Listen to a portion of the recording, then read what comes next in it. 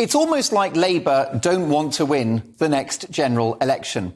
Following the disaster that was Jeremy Corbyn, who posed a clear and present danger to not just our economy, but our national security, they elected this man as his replacement.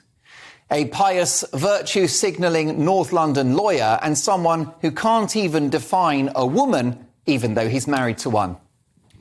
Astonishing that after just 4 days in office, our new Prime Minister, Rishi Sunak, was actually ahead of Starmer in the polls in terms of who the public thought would be a better Prime Minister. With centre-ground aspirational policies as promoted by Tony Blair in 1997, Labour would be a shoo-in for power in a couple of years' time. Take a look at Tony Blair back in the 90s, speaking on the BBC, extolling the idea of low taxes even for the wealthy. Because I think it's important that people have an incentive to work hard and to do well, and because I don't think that the answer, for example, to the problems of youth unemployment is to take some money off those at the top and give a few more pounds in benefit to those at the bottom. Those were the days. I wonder why he won 3 landslide election victories. But things have changed since Blair and New Labour. This current Labour Party is just out of touch with the British public. We know how they tried to overturn Brexit and have sneered at anyone patriotic in the past. But just this week, in relation to the illegal migrant crossings, many of their front benchers seem more concerned with the welfare of those entering the country illegally rather than, for example, homeless veterans who line the streets of our great cities in cardboard boxes.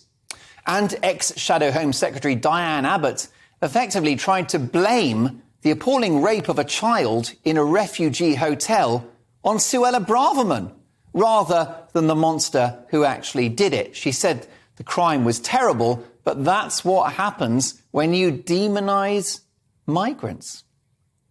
Eh? So, what's the latest tone-deaf act of political suicide from Labour? Enter stage left another disastrous ex-Labour leader, Ed Miliband, the man who needlessly changed the rules in terms of the leadership election for the Labour Party, which allowed Jeremy Corbyn to happen. I always wanted his sibling, David Miliband, who I thought could have been Tony Blair Mark II. Well, they chose the wrong brother, and the rest is history. Net zero-loving Ed Miliband continues to inflict damage on his own party, this time with an interview on BBC Breakfast TV today, and the excellent Laura Kuenssberg. He said that the government should pay money to countries impacted by global warming. That's right, we should pay money to other countries. Brackets, we're broke, but he seemed to have forgotten that. He said Britain has some historic responsibility to support poorer nations facing massive effects of climate change. Miliband is calling this loss and damage, a snake oil term, if you ask me. At no point did he deny what it really means, which is reparations for the Industrial Revolution. Take a look. Would a Labour government pay reparations to developing countries for climate change? I don't see it as about reparations. And actually, when you talk to lots of campaigners, they don't either. This is about the issue of so-called loss and damage. This is the fact that poorer countries are facing massive effects of climate change.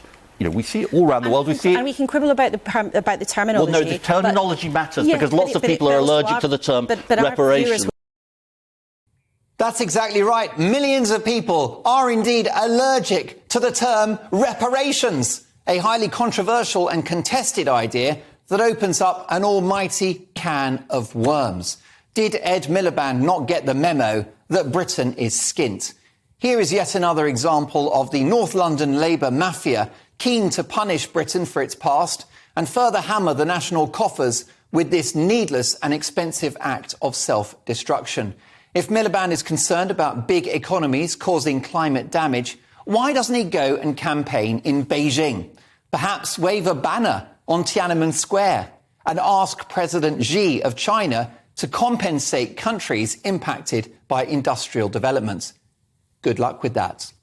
Ed Miliband is famous for having trouble eating a bacon sandwich. Well, this latest act of political lunacy is even harder to swallow.